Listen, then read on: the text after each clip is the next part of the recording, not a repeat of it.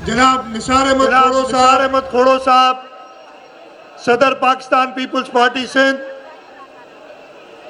वकार मेहदी साहब, general secretary Pakistan Peoples Party Sindh, जनाब सईद गनी साहब, सदर पाकिस्तान पीपल्स पार्टी कराची डिवीज़न, यहाँ स्टेज पे बैठे हुए सूबाई वज़रा, असेंबली के मेंबरान, पाकिस्तान पीपल्स पार्टी के ओहदेदार और मेरे सामने जहाँ तक मेरी नज़र जा रही है पाकिस्तान पीपल्स पार्टी के कारकुनों, शहीद मोहतरमा बेनज़ीर भुट्टो के भाइयों और बहनों, जनाब बिलावल भुट्टो जरदारी साहब के साथियों, अस्सलाम वालेकुम। जी भुट्टो। मैं अभी बता रहा था कि हमारा आज काबीना का इजलास था। शहीद गनी साहब ने कहा कि जी कुछ वर्कर्स यौम निजात मनाना चाहते हैं और उन्होंने मुझे कहा है कि कोई तकरीब करो। जब मैं समझा इधर शहीद का दफ्तर है, कुछ लोग उधर जमा होंगे, तो मैंने उनसे तकरीबन 10 बजे पूछा कि मैं आ जाऊं, तो उन्होंने कहा नहीं जी कोई आधे पौने घंटे बाद आए। मैंने कहा चले ठीक है। इधर आया तो ये आपका हजारों का मजमा और इसमें जोश और इसमें खुशी देख के ये पता चल गया कि जो काम चेयरमैन बिलावल भुट्टो जरदारी साहब और सदर आसिफ अली जरदारी साहब ने किया है उससे पूरा पाकिस्तान खुश है और ये कराची जो पाकिस्तान का दिल है उसमें ये नजर आ रहा है। ये मामला वैसे तो 3.5 साल से इस नाअहल सेलेक्टेड ने इस मुल्क को मुश्किल में डाला हुआ था। चेयरमैन बिलावल भुट्टो जरदारी साहब ने लाहौर में जो सेंट्रल एग्जीक्यूटिव कमेटी की मीटिंग थी उसमें फैसला किया कि मैं एक लॉन्ग मार्च करूंगा कराची से इस्लामाबाद तक और इससे इस्तीफा मांगूंगा। 27 फरवरी को वो मार्च शुरू हुआ। कराची से आप में से कई लोग चेयरमैन साहब के साथ चले और जब वो सिंध क्रॉस करके पंजाब में पहुंचे, मुझे तारीख याद है, 3 तारीख थी 3 मार्च।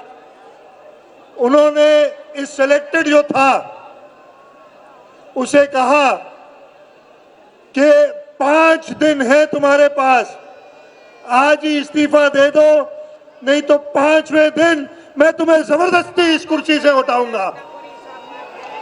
और फिर 4 तारीख को उसने कहा 4 दिन। 8 मार्च को जब वो इज्जत उसको रास कभी नहीं आई, इज्जत से जब वो नहीं जाना चाहा तो वोट ऑफ नो कॉन्फिडेंस दिया। और फिर आप सबने देखा कि जैसे एक जिद्दी बच्चे को अपनी जिद से उतारने के लिए कुछ 2-4 झापड़ मारने पड़ते हैं, वही मारे, आईनी तरीके से मारे, जमहूरी तरीके से मारे और इसको हमने निकाल बाहर किया। आज आप सब इधर जमा हुए, एक चीज मैं कहना चाहता हूं, आज हमने, जैसे मुझे सईद ने बताया कि प्रोग्राम कुछ आतिशबाजी वगैरह का भी था, लेकिन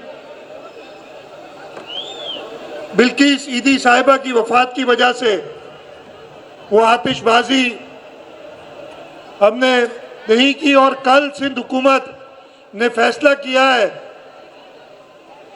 कि वो कल, और उसकी नोटिफिकेशन भी अभी आ जाएगी, कि हम कल का दिन शोक मनाएंगे बिल्किस ईदी साहिबा की वफात के लिए। और मैंने सुना है कि कल वो कराची आ रहा है एक जलसा करने। मैं कराची के सब भाइयों बहनों से एक सवाल करूंगा, मैं चीफ मिनिस्टर रहा हूं उसके पूरे अरसे में 3.5 साल वो वजीर आजम रहा है और कराची में 3.5 बार आया है, इससे ज्यादा नहीं आया। 3.5 बार जब वो आया है कराची में, उसने 3.5 घंटे से ज्यादा नहीं गुजारे। अब जब वो रुस्वा होके निकला है तो आपकी तरफ आ रहा है और उसकी पूरी सियासत, जैसे अभी शहीद गनी साहब ने बताया कि झूठ से शुरू हुई, झूठ पर मबनी थी और झूठ पे खत्म हुई है, कल कुछ और झूठ बोलने इधर आ रहा है। लेकिन तुम्हारे झूठों से लोगों के कान पक गए हैं। वो तुमसे जरूर ये सवाल करेंगे कि तुमने 3.5 साल में कराची के लिए किया। बाकी सूबों में वहां पे भी उससे काम हुआ नहीं, लेकिन कम से कम कागजों पे उसने कहा कि जी मैं बड़ी बड़ी शाहराहें बनाऊंगा, मैं तरक्की के काम करूंगा। कराची के अंदर वो, आप इसकी किताब उठा के देख ले, और मेरा यही इससे शिकवा हमेशा रहा, मीटिंग्स के अंदर भी जो उसको नागवार गुजरता था कि इधर कराची में कहता है कि यूसी नंबर 5 की गली नंबर 6 के 7 नंबर गटर का ढकना मैं चेंज करूंगा वजीर आजम पाकिस्तान। इसके अलावा, और वो भी नहीं हुआ इससे, वो भी इससे नहीं हुआ। अब बताओ इधर तुम और क्या झूठ बोलने आ रहे हो? अब इस मुल्क के लोग तुम्हारे इन झूठों से कभी भी आप इनको बेवकूफ नहीं बना सकोगे। तुम्हारा टाइम खत्म हो गया है, अब तुम जाओ। सियासत तुम्हारा काम कभी था ही नहीं, तुम्हें लोगों का एहसास कभी था ही नहीं। तुमने 3.5 साल लोगों को बेरोजगारी, महंगाई और तकलीफ में डाला है। तुमने 3.5 साल इस मुल्क के हर इदारे को इतना पोलराइज किया है कि लोग एक दूसरे से बात करने के लिए तैयार नहीं थे। तुम किसी सूबे से, सूबा सिंध की सिर्फ बात नहीं है, तुम किसी सूबे से बात करने के लिए तैयार नहीं थे। इसके जो अपने वजीर आला थे वो मीटिंगों में मुझे कहते थे कि शाह साहब आप ही कुछ बात करें, हम में तो हिम्मत नहीं है इस बेवकूफ आदमी के सामने कुछ कहने की। मैं हल्फन कहता हूं कि उसके अपने वजीर आला अपना केस मुझे कहते थे कि पेश करो, और मैंने चेयरमैन बिलावल भुट्टो जरदारी के कहने पे चारों सूबों का केस उस बहरी, उस नाअहल वफाकी हुकूमत के सामने पेश किया। लेकिन उम्मीद कभी भी नहीं थी, इसलिए जैसे मैंने बताया ऐसा बेहिस आदमी मैंने जिंदगी में नहीं देखा, जिसको लोगों की तकलीफ का कुछ पता नहीं, कोई एहसास नहीं, कभी वो अवाम में गया ही नहीं, उसको पता ही नहीं अवाम किस तकलीफ में होती है। जो वो उधर अपने शाही हुक्म फरमाता था और फिर कहता था गलती करके, फिर कहता था कि यू टर्न ले लो, बड़े लीडर की ये यू टर्न जो है पहचान है। मैंने कहा इमरान खान को, अगर इमरान खान जो कुछ कहता है उसके बरक्स कहना या उसको गलत साबित करना हम नहीं कर सकते। इमरान खान खुद अपने आप को हमेशा गलत साबित करता है। आप उसकी हिस्ट्री उठा के देख ले, हर सब्जेक्ट पे उसका अपना बयान है जो कि पिछले बयानों से मुख्तलिफ होता है। जब वो हुकूमत में नहीं होता है तो एक बयान देता है, लेकिन ये तो ऐसा शख्स है हुकूमत में आते हुए भी हर दिन एक नया बयान देता था जो पिछले बयान से मुख्तलिफ होता था। अल्लाह ताला का लाख शुक्र है कि इस मुल्क की सियासी ताकतें जो भी हैं, जो जमहूरी कुव्वतें हैं, उन्होंने साथ मिलके एक जमहूरी तरीके से, एक आईनी तरीके से इसको निकाल बाहर किया है। और ये सबक है हर एक के लिए कि अगर इस मुल्क में बोलबाला होगा तो सिर्फ आइन को होगा और सिर्फ जमहूरी कुव्वतों को होगा। रमजान का महीना है, ज्यादा मैं बात नहीं करूंगा। मैं जैसे मैंने कहा कि मैं उम्मीद करूंगा कि कराची के लोग ये इससे सवाल करें जब वो कल इधर आएगा कि तुमने 3.5 साल में, कभी पिछले 3.5 साल में इसने एक रात कराची में नहीं गुजारी।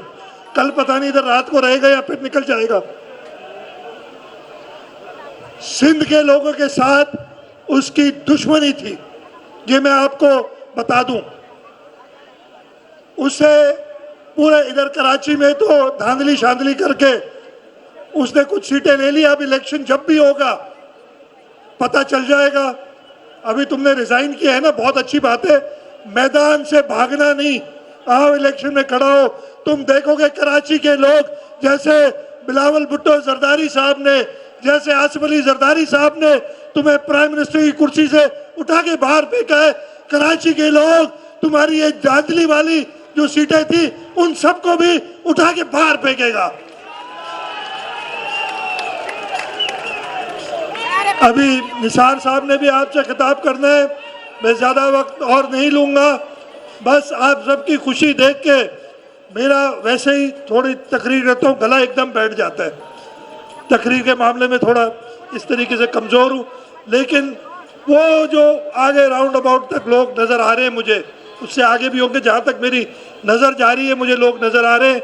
मैं सबसे कहूँगा कि हमारे नारे का जोरदार जवाब दें तो इनकी जो हवा है ना कल के जलसे की, वो हवा निकल जाएगी और लोग इनके जलसे में इसके जो झूठ सुनने जाएंगे वो जब निकलेंगे तो झूठा झूठा के नारे लगाते हुए बाहर निकलेंगे।